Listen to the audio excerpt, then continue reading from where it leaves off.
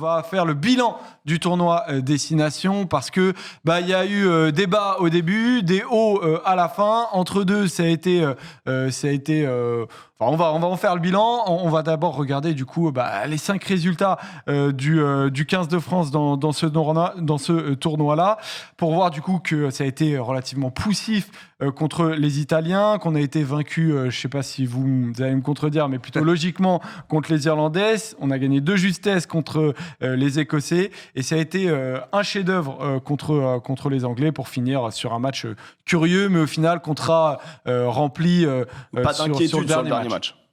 Par contre, c'est bien de mettre 2 J4. Il est bourré vraiment, Antoine. Hein. Antoine, il bosse bien, mais des fois, il abuse un petit peu trop. Quoi. Il y a eu 2 J4, voilà. Il y a eu 2 J4. Mais ouais, un tournoi vraiment...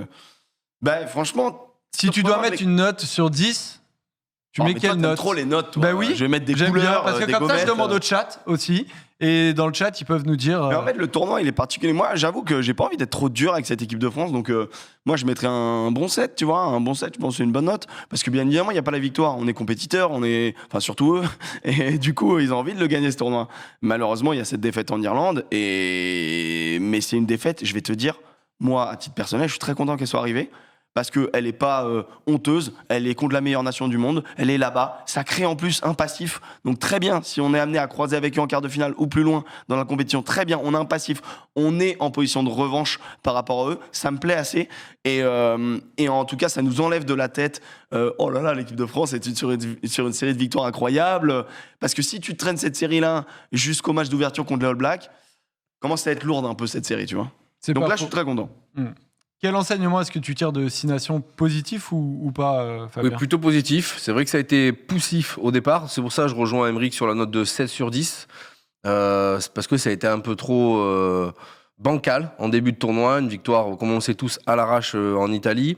Après, en Irlande, on a tenté. On a peut-être surjoué pour l'une des premières fois sous l'ère Galtier. Et par la suite, les matchs de l'Écosse et du Pays de Galles me paraissent assez similaires, où on a su accélérer quand il fallait pour l'emporter. Et bien sûr, avec ce chef-d'œuvre à Twickenham, dont on parlera encore pendant des années. Voilà. C'est fou, hein. Ça, on s'en rappellera toujours. Oh là là. Donc pour moi, eux aussi. Mais oui, voilà, c'est surtout ça qui est bon. C'est peut-être ça, ouais, c'est clair. En plus, on était au Stade de France. Antoine était au Stade de France et il a posé la question à Ramos, justement, en zone mixte. Et vous allez voir la réponse de Ramos quand on lui pose la question: quel bilan est-ce qu'il tire de ce 6 nations? On l'écoute. Ouais, je pense que l'équipe de France va bien. Voilà, c'est vrai que on verra ce qu'il en est à la fin du match de l'Irlande, mais en tout cas, malgré cette défaite en Irlande, ça restera un tournoi plutôt positif, je pense, sur nos 3 derniers matchs notamment, où on a réussi à faire de meilleures choses que ce qu'on avait pu faire en début de tournoi. Donc voilà, il faut continuer sur cette lancée et se projeter sur la prochaine compétition qui va arriver à grands pas. On sent que ils sont pas hyper heureux de leur tournoi, mais ils sont conscients d'avoir fait les choses bien à la fin et contents de s'être rattrapés, en fait. En fait, ils sont concentrés. Moi, je sens une équipe de France qui a un objectif. L'objectif, c'est clairement la Coupe du Monde. Au Stade de France, quand il y a une énorme bâche, unis pour un rêve. Le rêve, c'était pas de gagner le tournoi du 6 nations, même si ça reste quelque chose de grandiose au niveau du rugby. Mais le rêve, c'est cette Coupe du Monde. Alors, on en fait beaucoup, mais parce qu'on n'a jamais été dans cette position-là, la position de regarder les nations du Sud droit dans les yeux. Et aujourd'hui, c'est 2 nations du Nord qui regardent les nations du Sud droit dans les yeux. Alors, on ne sera pas l'ultime favori ou l'unique favori, parce qu'il y aura l'Irlande, qu'il y aura la Nouvelle-Zélande, qu'il y aura l'Afrique du Sud. Mais on va les regarder vraiment et on fait partie de ce package-là. Et moi, démarrer une Coupe du Monde avec l'équipe de France qui, si elle bat la Nouvelle-Zélande, ce n'est pas un exploit retentissant, j'ai jamais connu ça. D'ailleurs, à la fin de l'émission, on re-regardera un peu les poules, parce que c'est important de voir la composition des poules de cette Coupe du Monde. Est-ce qu'on est prêt pour cette Coupe du Monde? Du coup, on va analyser un peu secteur par secteur. Fabien et Aymeric, Yes. Est-ce que oui ou non, on est au bout de ce qu'on peut faire pour arriver le plus près possible sur cette Coupe du Monde? Le 15 titulaire, d'abord. On va le regarder pour voir le 15 avec lequel on a terminé et qui, au final, devrait être celui... Enfin, vous allez me le dire d'ailleurs, est-ce que ce 15-là, Fabien, est celui avec lequel on arrivera sur la Coupe du Monde, selon toi? À 2 ou 3 exceptions près, qui sont dues à des absences sur blessure. On peut penser à Gabin Villière, notamment à l'aile, ou Willem C dans la cage. Après, avoir aussi l'état de forme de Jelon, est-ce qu'il sera suffisamment remis en forme? C'est toujours un peu l'inconnu, ça Voilà, devrait être compliqué exactement. quand même, mais Mais en tout cas, Kroos aura eu cette fameuse expérience collective avec le 15 de France, parce que la troisième ligne qu'on voit, c'était la première troisième ligne de l'ère Galtier. Donc dans tous les cas, on aura une équipe rodée qui a l'habitude de jouer ensemble. Donc oui, ce 15 de France que nous voyons et que nous voyons à l'écran, que nous avons vu à l'œuvre contre le Pays de Galles, sera à 90% celui qui défiera la Nouvelle-Zélande le 8 septembre prochain. Villiers, Villemc. Non, moi je suis d'accord avec lui. Quand je vois ça, je me dis la première ligne ça bouge pas. Oui. La deuxième ligne ça peut bouger parce que quid de Woki, quid de Villemc, là il y Et aura de des vraies Meafou questions. aussi, après je sais pas, mais Mais à fou, on va le mettre sur le côté pour le voilà, moment. mais La troisième ligne, pour moi, ça bougera pas. J'ai malheureusement peu d'espoir pour Jelonche, mais on va croiser les doigts, on sait jamais. C'est un énorme guerrier. Là, les demi, ça bougera pas.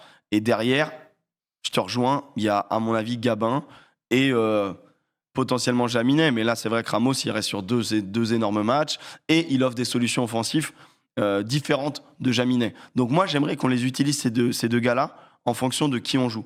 Et pas juste en disant il y en a un qui est titulaire et un qui est remplaçant, parce que je pense que les deux peuvent nous apporter des choses différentes et peuvent être utiles. Et on le constate sur le dernier match, quand l'un est bien utilisé dans une stratégie le style le Pays de Galles et que ça fonctionne, t'as pas besoin de l'autre, donc tu le fais pas rentrer. Donc économise-toi sur le banc, utilisons-les pour des raisons tactiques. Moi, c'est ce que j'aimerais. En tout cas, sur les 15. Ouais, et à contrario, par exemple, une présence de Jaminet en Irlande aurait pu être bénéfique avec son jeu au pied de mammouth. C'est vrai qu'il aurait pu nous soulager, nous permettre de gagner cette fameuse guerre de ping-pong rugby sur laquelle nous avons failli ce jour-là. Mais pour le coup, c'est vrai que Fabien Galtier aligne ses joueurs quel que soit l'adversaire. Peu importe. Donc on peut s'attendre à avoir, pour le coup, Thomas Ramos à l'arrière et les 2-3 joueurs cadres blessés avec le numéro titulaire. Je m'arrête vite fait sur Gabin Villiers parce que tu as joué avec lui Oui. du côté de Rouen, Fabien. Pour ceux qui n'ont pas vu la vidéo YouTube de la semaine dernière, donc Fabien Doré est avec nous et tu as été talonneur à Rouen pendant plusieurs années, Rouen qui joue en Pro D2, et tu as joué avec Gabin. Ouais, j'ai joué avec Gabin pendant 2 ou 3 saisons, je ne me rappelle plus trop. 2 saisons où il a littéralement explosé. Notre coach à l'époque l'avait laissé partir avec le 7, l'équipe de France à 7. Il avait été incroyable, meilleur joueur du tournoi à Hong Kong. C'est là où beaucoup l'ont découvert en regardant le set. C'est normal, on était en 3e division à l'époque, donc voilà, franchement, Gabin était incroyable. Et le plus fou, c'est qu'il n'a pas arrêté de progresser, qu'à Toulon, il a cassé la baraque, qu'il a eu une sélection équipe de France contre l'Italie, il a été monstrueux, et il a su s'imposer très très rapidement dans le cœur des gens et dans le 15 de France. C'était déjà ce quatrième, troisième ligne qu'on déjà imaginait. ce joueur-là qui gagnait tous ses duels, qui était un chien fou, qui était aux 4 coins du terrain. C'était un des... Qui aimait le chocolat. Voilà, c'est ça. C'est pas un ailier qui attend le ballon sur son aile. Il dézone sans arrêt. Il vient gratter les gonfles en défense. Non, c'était déjà ce joueur-là et ce mec-là aussi, très simple et très bonnard dans la vie de tous les jours. Ouais, c'est bon. Solidarité aussi dans le club entre deux mecs qui portaient le casque. Ouais, voilà, c'est ça. Ça, c'est... Top 3 des Français, les amis, sur ce 6 Nations. On en a parlé dans la vidéo juste avant. Est-ce que, plus globalement, on en a parlé juste avant, je sais pas pourquoi je remets votre top 3 des Français. Ah, mais tu veux un top 3 peut-être plus global sur le tournoi? Parce que là, on est dans le voilà, bilan. c'est pour ça que j'ai noté ça. T'as tout à fait raison. Sur le tournoi. Oui, voilà, exactement. Merci, mon Émeric. Bon, écoute, C'est là pour moi. T'es là en soutien. Pour moi, le joueur du tournoi, la révélation française de ce tournoi, c'est Thibaut Flamand, sans aucune contestation et loin devant les autres qu'on va citer derrière. Thibaut Flamand, pour le côté ultra complet de ce joueur, qui pour moi est...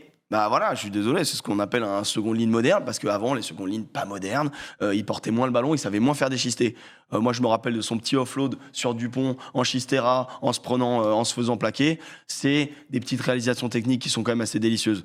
On a tendance à le voir fin, parce qu'il est très grand, mais en fait, c'est quand même un gars qui fait 100, solide. 110, 115, 120, donc qui est quand même assez épais. Et on l'a vu contre les Anglais, quand il va te péter dans l'intervalle, c'est compliqué de le faire tomber, même si t'es Oli Lawrence ou je sais pas qui, ou Damband, tu vois. Donc honnêtement, ce gars-là allie la puissance, le sens du sacrifice, la qualité de plaquage, match exceptionnel, 28 plaquages je crois contre l'Irlande, et une capacité technique de porter la balle. Il a tout, ce joueur. Donc franchement, pour moi, ça a été une vraie révélation. Et je suis hyper content parce qu'il avait eu des petites sélections au début, on se rappelle contre l'Argentine, etc. Et il faisait des trucs bien, des trucs un petit peu moins bien. Là, j'ai l'impression qu'il est heureux, qu'il a confiance Et quand t'as un Il mec fait comme ça, partie des meubles désormais. Il a pris le maillot, il le lâche je sais pas s'il fait partie des meubles, mais parce que Woki nous avait bien satisfait. On a tendance C'est vrai. à penser au Woki du vrai que ça va Racing qui est vite, pas hein. très fort, mais le Woki de l'équipe de France, il était quand même très Il solide. était capitaine de touche. Donc, c'est quand même quelqu'un de très fort, mais là, vraiment flamand, pour moi, c'est un joueur en devenir et qui me fait plaisir à voir jouer. Quoi. Et puis tout est possible, les gars. Il était numéro 10 en Ben Belgique à 18 ans, quand il avait 18 ans. Donc tout est possible pour C'est ça, quiconque s'en donne les À moyens. Waterloo. Mais pour le coup, c'est vrai que voilà, c'est le deuxième ligne moderne, Kevayantas, qui met son corps sur la ligne et qui a un abattage incroyable, offensif comme défensif. Après, mon deuxième joueur, j'aimerais plébisciter Antoine Dupont. Sur l'ensemble du tournoi, je l'ai trouvé incroyable. Quelle capacité hallucinante de peser sur le match, mais de toutes les manières possibles. Comme on a vu dans l'émission précédente, il peut faire la passe aux avants comme aux trois quarts, attaquer la ligne, jouer les espaces autour de lui. Bien sûr, danger défendre, permanent. danger permanent et dans tous les sens. On ne sait pas comment être adversaire de l'équipe de France ou du Stade Toulousain. Ça va être impossible avec ce mec quand il est aligné parce qu'il prend la moindre faille que tu lui offres. Même Flamand, si Dupont. il n'a pas marqué d'essai lors de ce tournoi. Ouais, qu'est-ce C'est qui lui vrai que c'est arrive assez incroyable. Qu'est-ce qui se passe Est-ce que le déclin d'Antoine Dupont Attends, c'est fou. Non, mais c'est vrai que Et la France est Ouais. l'équipe Ça a qui a marqué noté. le plus d'essais, 21. Mais il a dû aucun faire au moins Et 4 il a 5 passes rien décisives. marqué, lui. Ouais. Ah. Mais il est nul. Il y a des passes décisives dans l'air, je pense. Ouais, je pense qu'il y a Ouais. des brèches de créer, non? Exactement. Tu Il y me en rejoins a- sur Dupont alors Ouais, je te rejoins Ouais. sans aucun problème sur Dupont, j'y pensais. Je sais pas si tu veux me rejoindre sur mon troisième. Moi, je propose Gaël Ficou, même si contre le Pays de Galles, il sort pas sa meilleure première mi-temps, c'est vrai. Il fait tomber des gonfles, etc. Il est un peu moins agressif sur le plaquage. Moi, je l'ai mis en avant sur l'émission d'avant avec une boutade, mais apparemment, les gens se sont enflammés. Je ne pense pas que Gaël Ficou est le meilleur joueur du monde. C'était une vanne, mais c'était ma Que manière. moi, je n'ai pas compris. J'avoue, effectivement. toi, tu l'as pris premier degré. Et en fait, moi, ouais, parce que tu rigoles avec Rive, donc tu penses que Je pense Rivendi que a tu le compris, et voilà. Et Mais moi, je rigole, en mais j'ai gros, pas je voulais compris. mettre en avant le côté hybride de ce joueur et le côté pas shiny. C'est-à-dire que j'ai l'impression qu'on se rend pas compte de la qualité de ce joueur et sur ce tournoi, en termes de défense qu'il nous apporte, en termes de même offensif ce qu'il nous apporte. Plusieurs fois, quand tu as soit Ntamak, soit Ramos qui est pris dans un groupement, c'est lui qui se positionne en 10, c'est lui qui oriente le jeu, il a cette intelligence de jeu, il a cette vitesse. Certes, c'est pas Damien Penaud en termes de vitesse, mais il est quand même présent. Défensivement, c'est un crack. Il est capable de gratter, il est capable de faire des gros déblayages. Bon, il est aussi capable de faire des petits plaquages qui auraient pu valoir un petit carton jaune. Mais honnêtement, à part, c'est vrai que ce match contre le Pays de Galles, finalement, c'est peut-être sa moins bonne performance.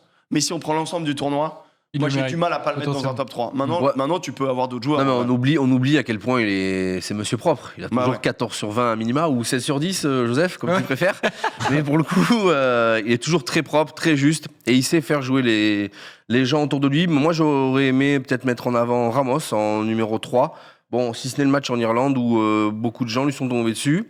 Moi, je l'ai trouvé très propre, très précis, très entreprenant. Et bien sûr, sa réussite au jeu au pied est hallucinante et a contribué aussi à ce que l'équipe de France gagne ses matchs et domine l'adversaire. Parce que quel est le bonheur quand vous êtes sur le terrain et que votre buteur, il enquille tout. Ouais, ça c'est- fait du bien. Ça, c'est incroyable. Ouais, d'ailleurs, il a battu un record. Ouais. Il totalisait 84 points sur ce 6 nations. C'est le même nombre de points que marqué. Enfin, c'est mieux que Gérald Merceron, qui avait marqué 80 points Sur le 6 un seul nations et même tournoi. 2002, Oui. sur un seul tournoi. Et il Et n'était pas donc, loin de battre Wilco, semblerait-il, qui avait fait 89, Ouais. je crois, sur une édition. Et Alors- à la mi-temps, apparemment, on va en reparler peut-être demain avec Ethan Dumortier. Ou alors on a peut-être déjà parlé pour ceux qui nous regardent sur Ouais. YouTube. Vous allez en replay sur la chaîne Poney Club. On mettra 3E. l'interview sur la chaîne YouTube. Voilà, mais du coup, apparemment, Ethan Dumortier lui en a parlé de ce record avec Wilco, mais c'était dans les têtes, quoi. Donc, Ben, c'est en même important, temps, ils veulent cocher des trucs comme ça. Et c'est moi, normal. j'aime bien cet esprit-là. Même Oui. si le rugby, on n'a pas envie non plus, même voilà, nous, c'est notre grand jeu, mais c'est vrai que le rugby, t'es 15, t'es 23, c'est rare de sortir un mec, tu vois, c'est rare de sortir une stat individuelle. Mais j'aime bien quand même que certains joueurs aient ça en tête parce que ça pousse à l'excellence. Ouais. Quand c'est pas du boulard, mais que ça pousse à l'excellence, et tu parlais de Wilco, c'est lui qui détient ça. S'il y a bien quelqu'un qui représente le non-boulard et le travail, c'est bien Wilkinson. Peut-être le seul anglais qu'on peut apprécier, en tout cas pour ma part. Mais un anglais qui nous fait quand même, qui nous fait aimer le rugby, ce Wilkinson. Hein, qu'il soit à Toulon, qu'il soit avec le 15 de la Rose, c'est quand même un monsieur. Et donc, tutoyer ce record-là, c'est pas rien ce qu'a fait Ramos. On se fait un bilan secteur par secteur, en commençant peut-être par celui qui peut un peu nous chagriner, c'est le secteur défensif. On a pris 14 essais sur ce 6 Nations, 115 points en tout, c'est la 3e défense du 6 Nations. Fabien, on en a pris 7 l'an dernier. Est-ce que pour toi, on a été moins bon défensivement cette année ? Ouais, je pense. Moins rigoureux et moins tueur pendant 80 minutes, comme l'essai de Dyer hier, qui est pas très construit. On le laisse un peu passer trop facilement. Ouais. Donc je sais pas si c'est symptomatique. Penaud et Ramos, effectivement, qui se manquent un peu. Voilà, donc je sais pas si c'est symptomatique d'une décompression ou si c'est vraiment révélateur d'un état d'esprit défensif pas optimal. Mais bon, on a senti quand même les Bleus plus facilement pris en défense qu'auparavant, et les adversaires ont pu marquer bien plus aisément. Même l'Angleterre, qui a eu juste 10 minutes de folie contre nous, ils ont réussi à marquer pendant ce temps-là. Les Gallois, ils ont mis 8 minutes à franchir la ligne. Donc c'est un domaine sur lequel on peut vraiment s'améliorer. Après, il est peut-être aussi dommageable qu'en Irlande, on ait une telle prestation défensive en termes de discipline. Ça a peut-être refroidi les joueurs en termes de grattage, en termes de plaquage. Même quand Antonio il a mis un gros plaquage en Irlande, il a été sanctionné 3 semaines par la suite par la commission de discipline. Donc peut-être tous ces facteurs-là font que les Bleus ont été un peu moins puissants et performants en défense. Et ça serait, entre l'attaque et la défense, bien sûr, c'est en défense qu'on doit mettre le bleu de chauffe pour les matchs à venir. C'est sûr que si tu demandes l'avis à Sean Edwards, Aymeric, je suis pas sûr qu'il ait un bilan très positif. Moi, j'ai juste regardé. Nous, on en encaisse 14. Les Irlandais, c'est 1 contre tout le monde, en fait. Et, enfin, ils en encaissent 6, quoi. Les Irlandais, c'est 6 essais encaissés. Nous, c'est 14. Et au final, il y en a un qui fait le grand chelem, mais pas nous. Et en fait, c'est surprenant parce que on se rappelle de la tournée de novembre avec l'équipe de France, un jeu peu emballant, machin. On commençait à être exigeant, tu vois. Et à notre grande surprise, c'est finalement au niveau offensif que cette équipe de France nous a régalé. Et on est quand même, moi, ça fait un moment que je sens pas une rush défense, je sens pas une défense. Tu sais, vraiment au tout début de l'ère Galtier, les 2 premières années, tu dis, tu tapes contre un mur. Tu tapes contre un mur et tu peux rien faire. Là, on est friable. Et tant mieux, cette équipe de France qui est quand même grandiose, elle a encore des choses à travailler. Et c'est rassurant quelque part de pas se sentir arrivé, d'avoir toujours cette envie de travailler, cette envie de mieux. Mais oui, c'est vrai que le point noir, il est au niveau de la défense. Et peut-être un chouïa si on peut aller sur la conquête, qui était peut-être perfectible aussi. Mais alors juste avant la conquête, il y a un truc que tu voulais noter, c'est la discipline, notamment Fabien a commencé à en parler, pour toujours voir cet élément de comparaison. On se compare toujours un peu au meilleur, et cet élément de comparaison, du coup, Aymeric, avec les Irlandais. Les Irlandais, en fait, ils ont fait ce que la France avait fait. Je sais pas si tu te rappelles, mais avant le carton rouge, je crois, de Dupont contre l'Afrique du Sud en novembre, on n'avait pas pris de carton jaune ou rouge depuis des dizaines de matchs. Sûrement. Je crois que c'était peut-être le carton. Non, on avait dû prendre un jaune ou quoi, mais en gros, mais t'as peut-être raison, je ne sais pas. Mais en gros, il y avait eu cette stat qui était sortie. Et là, sur ce tournoi, tu prends 2 jaunes, dont un qui est bien orangé, moi je trouve celui du Niatonio. Tu prends un carton rouge. Honnêtement, cette équipe de France doit absolument corriger ça. Alors dans les stats, il y a les 18 pénalités en Italie qui forcément font tout grossir. Mais tu les prends quand même à la fin. Même si c'est un temps d'adaptation, il y en a eu moins après, mais tu les prends. Mais les joueurs étaient en colère contre eux-mêmes de ne pas réussir à s'adapter. Toi, tu l'as vu à très haut niveau, s'adapter à un arbitre, c'est presque important, et c'est peut-être des fois ce qui te fait gagner un match ou pas gagner un match. Et complètement, et on l'a évoqué aussi dans l'émission précédente, à la mi-temps, on peut aussi se réguler entre nous, avec les coachs et aussi nos impressions terrain. Oh les gars, l'arbitre, il est permissif sur les zones de ruck, allons-y. Ou non, surtout, on met plus les mains, les gars, parce que dès qu'on les met, ils nous sifflent. Ça, c'est vrai que ce sont des discours évidents, mais on les a tous à tout niveau. Donc là, je comprends la frustration des Bleus après le match à Rome, où des joueurs de si haut niveau et des joueurs si compétitifs n'ont pas su prendre le pli. Après le match contre l'Italie, tu étais énervé contre les arbitres, contre les joueurs, contre l'arbitrage à 100%. Vraiment. Mais pour le coup... Tu comprenais pas pourquoi ils étaient aussi sévères ?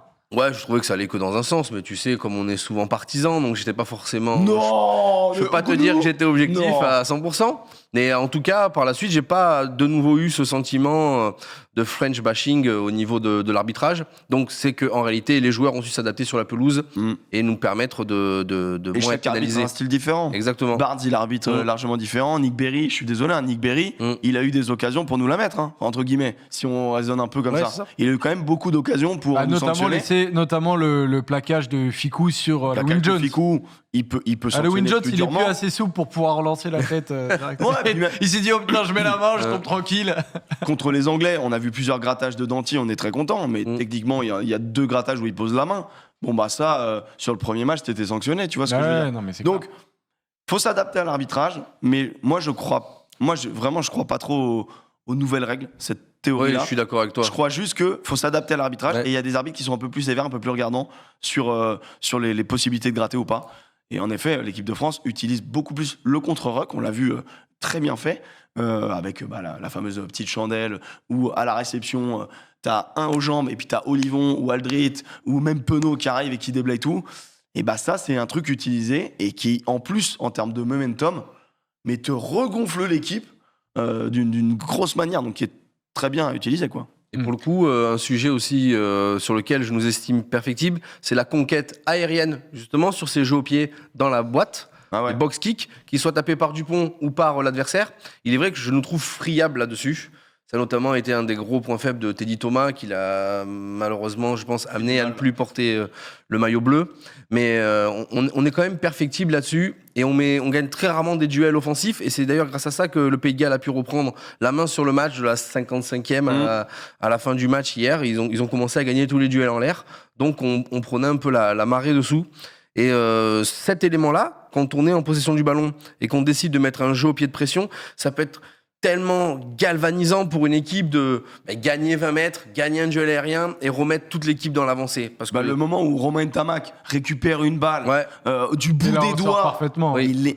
c'est exactement ce qui s'est passé. Tout le stade qui gueule et tout, mais parce que c'est techniquement trop stylé. Et c'est vrai qu'on a plus tendance à le subir que Non, qu'à le faire on subir. n'est pas les meilleurs en tout cas là-dessus et ça va être un élément clé du rugby qui arrive à la Coupe du Monde. Donc on n'est pas sûr que le bilan soit le même pour Sean Edwards que pour Laurent Labitte. Pour le coup, Laurent Labitte, lui, offensivement, si on se posait la question, c'est parce que c'est un truc qui a été complètement inversé en fait, comparé vrai, hein. à l'avant-tournoi. Offensivement, le bilan il est très très bon. Meilleure attaque, on plante des tonnes d'essais. Moi, je regardais d'ailleurs qui marquait et tout, c'est intéressant. Je m'étais fait un petit truc. Et on marque beaucoup avec nos 3 quarts. On a mis, il y a 5 essais d'avant, 2 essais d'ennemis, donc 2 essais d'Ntamak, et 13 essais de nos 3 quarts. Donc vraiment, tu marques beaucoup. En comparaison avec les Irlandais, par exemple, qui ont mis 20 essais, c'est 9 devant, 11 derrière. C'est beaucoup plus, partagé. équilibré. Ouais. Nous, on est quasiment 3 fois plus sur du jeu de 3 quarts. Et sans doute le jeu, même si on joue, tout le travail est fait avant, plus 3 quarts ensemble.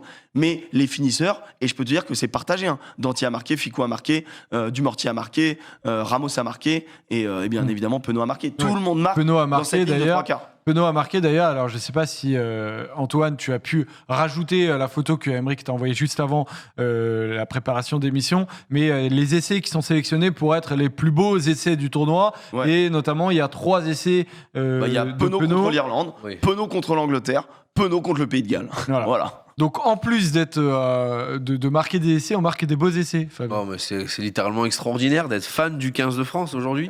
On revit tous. Oh là là, et les essais, ils sont fantastiques. Celui en première main en Angleterre, celui en Irlande, mais hallucinant. Cette tapette de Ramos pour faire vivre le ballon.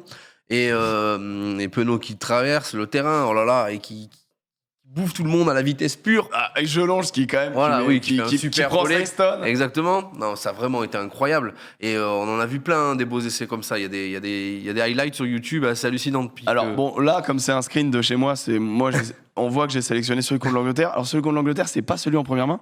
C'est celui où il y a double raffut de Ntamak sur Owen Farrell, Chisté, passe de Ramos et coup de pied de Ficou un peu réussi, quoi, dans la zone, on va dire. Et ils auraient ensuite, pu mettre les deux, c'est vrai.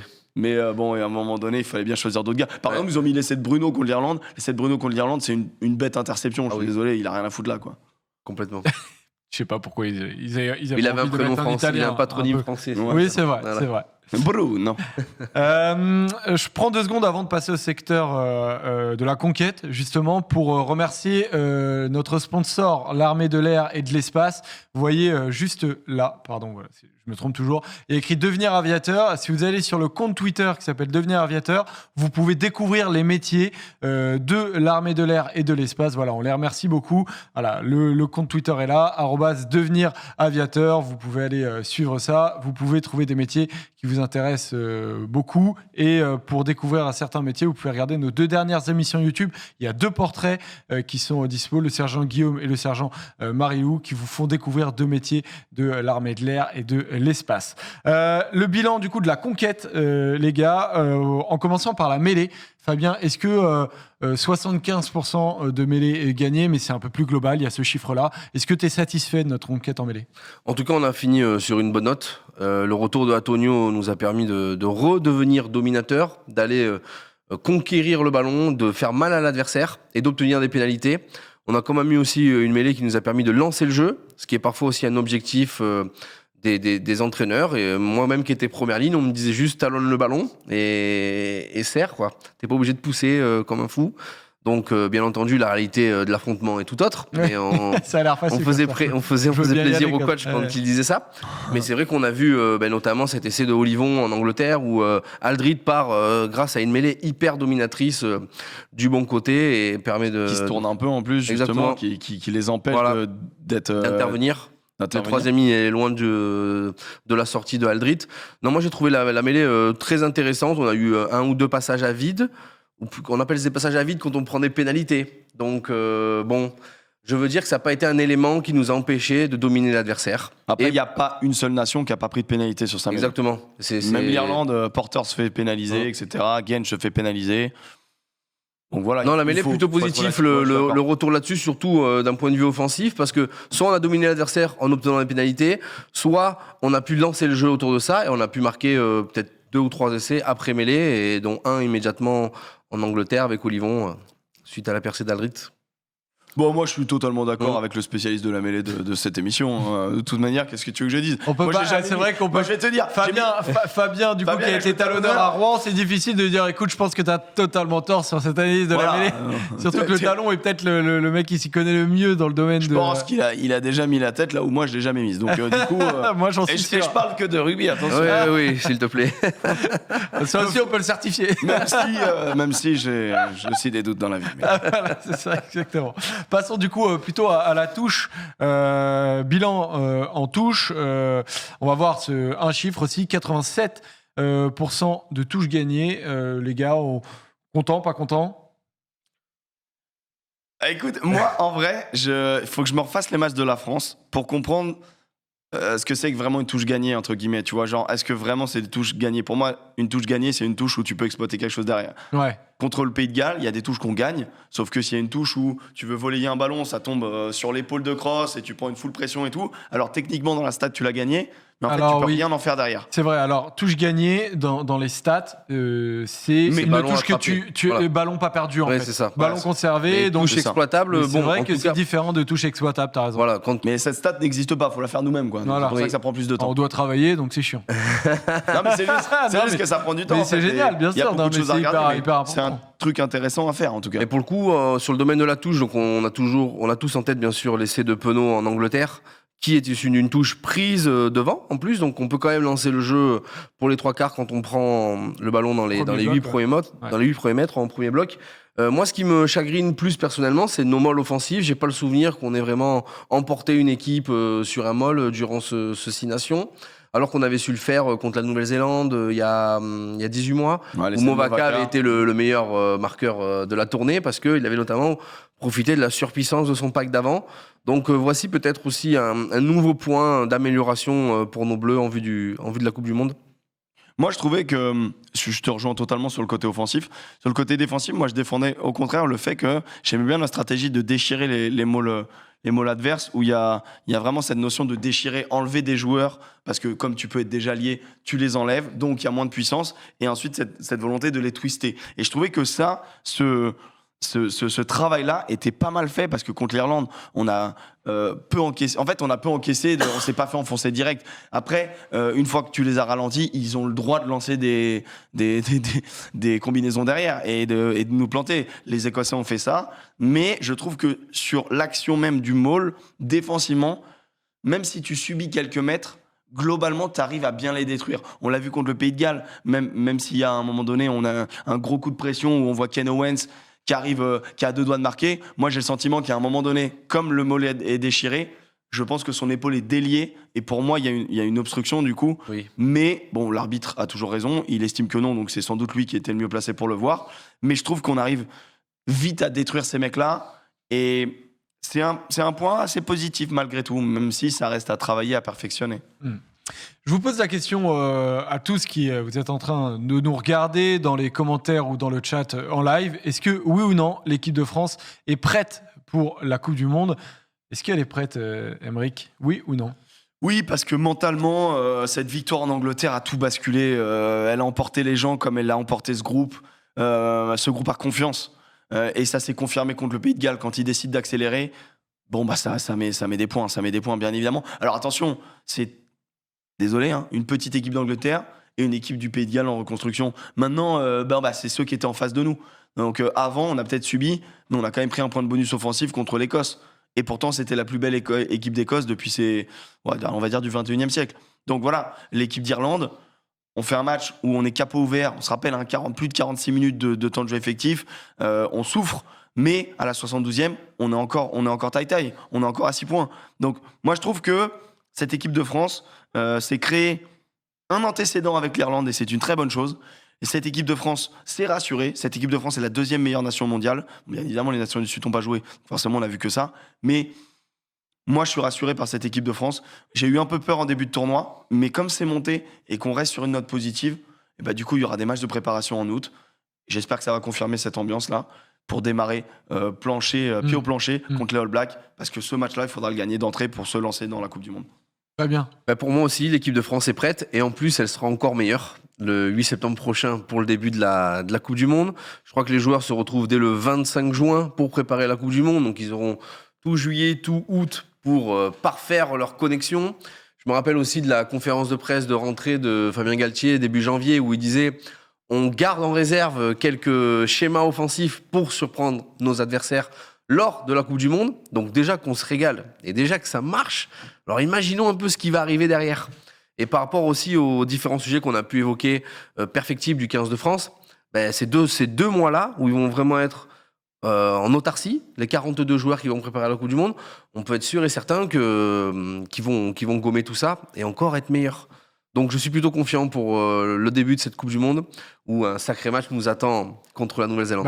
D'ailleurs, on va regarder la compo des poules de cette Coupe du Monde parce qu'elle est importante, cette compo des poules qu'on connaît depuis à peu près 10 ans. Alors ça, c'est un autre truc aussi. Il y a un vrai débat. C'est qu'entre A et B, il y a les 5 meilleures nations mondiales dans le classement, à savoir l'Irlande, la France, l'Afrique du Sud, la Nouvelle-Zélande et l'Écosse. Et de l'autre côté, la poule qu'on avait annoncée au moment du tirage, la poule de la mort qui est la poule C avec le Pays de Galles, l'Australie et les Fidji, il y a juste les Australiens qui sont, si je dis pas de bêtises, 7e et les Gallois qui sont 9e. Voilà, parce que quand vous prenez donc ces poules de la Coupe du Monde 2023, vous voyez que la France est dans la poule A. Certains ne l'ont peut-être pas vu, c'est pour ça que je réexplique. Vas-y. Mais la France est avec la Nouvelle-Zélande, l'Italie, l'Uruguay et la Namibie.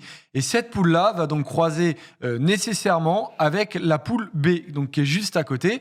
Et donc le premier de la poule A jouera en quart de finale contre le deuxième de la poule B. Dans cette poule B, il y a l'Afrique du Sud, l'Irlande, l'Écosse, les Tonga et la Roumanie. Attention à la surprise roumaine. Non.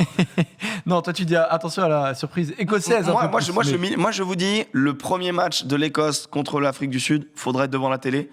Je sens une dinguerie. Ouais, en tout cas, on suivra ça. Bien évidemment, Bureau Oval, on aura un dispositif spécial de chez spécial. Alors, ça va être la folie. On rentre déjà dedans, mais voilà, en gros, on risque de retrouver l'Afrique du Sud et l'Irlande. Ou l'Irlande, parce que si on joue les deux, vraiment, c'est chiant. Non, mais quand on sort d'un 6 nations, on voit l'Irlande aussi qui est en place, Fabien. je sais pas à laquelle je préfère jouer, quoi. Ah, moi non plus. Parce Et, que, Ah ouais, vous les- avez pas de préférence? non, les deux. Ah non. Moi, je vais placer quand même l'Afrique du Sud et l'Irlande en favori de la poule B, que nous allons croiser en quart de finale. Honnêtement, les deux équipes ont un jeu de destruction, voilà, et un jeu de pression sur l'adversaire. Donc dans les deux cas, c'est un match colossal qui nous attendra en quart de finale. Nos amis irlandais, on les connaît bien. Nos amis sud-africains, on les a rencontrés en novembre à Marseille et on l'a gagné vraiment dans les Avec 5 crack. dernières minutes ce match. Donc ça va être deux matchs vraiment étouffants. Et ça va être mariole, vraiment Ouais, mariole. ça va être tout. Après, c'est une opposition de style qui n'a un peu rien à voir. Hein. Mais les Sudaf, on en a vraiment ont peur, surtout en Coupe du Monde. Les Irlandais, peut-être un peu moins peur, mais c'est peut-être ça qui fait que si on les joue en quart de finale, c'est un moment où ils auront beaucoup à prouver. Donc, on se dit, bon. peut-être D'autant pas- plus que l'Irlande n'a jamais passé le stade des quarts de finale.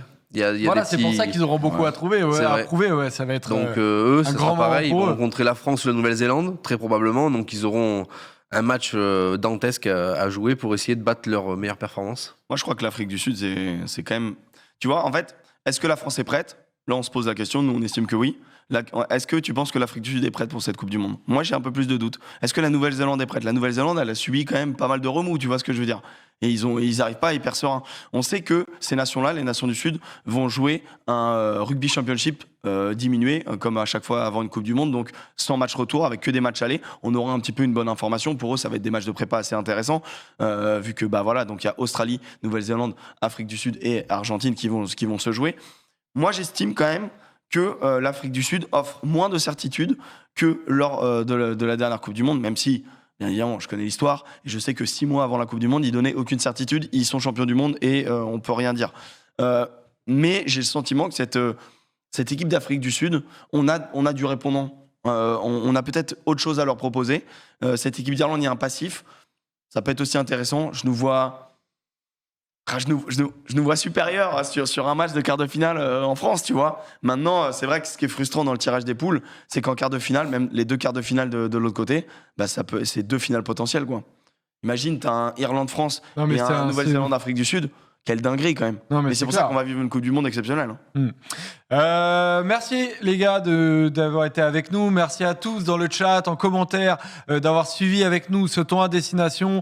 Que l'équipe de France ne gagne pas, mais l'équipe de France termine quand même sur une très belle note contre le Pays de Galles. Donc le bilan est relativement positif. On est désormais tourné totalement vers la Coupe du Monde. Mais avant ça, il y a bien évidemment le top 14 qui continue. Donc le Bureau Oval va continuer à analyser tout ça. Vous avez le rendez-vous habituel sur Twitch, sur la chaîne d'Emeric Poney Club avec 3E, où on est en live tous les lundis de 18h à 20h. Ça va continuer. Il y a aussi le Dis-leur aux rendez-vous. gens que t'as une caméra qui est bizarre, que c'est techniquement à normal. chaque fois c'est un nouveau, c'est à chaque fois c'est une histoire. On a l'impression d'avoir une prof de SVT qui Non, se mais on bat avec un rigole bien. magnétoscope. Franchement, c'est un autre délire et on rigole C'est une beaucoup. bonne ambiance. Ouais, Ouais, c'est non, marrant. non, vraiment, c'est très très cool le petit bureau. On s'amuse bien tous ensemble pendant 2 heures. En théorie, parce que souvent on fait 2h30, mais bon, ça à la limite, ça fait gueuler à la maison. Mais nous, on rigole bien et ça va continuer comme ça. Il y a aussi les lives bruts qui vont continuer. Continuez à nous suivre sur tous les réseaux, les amis.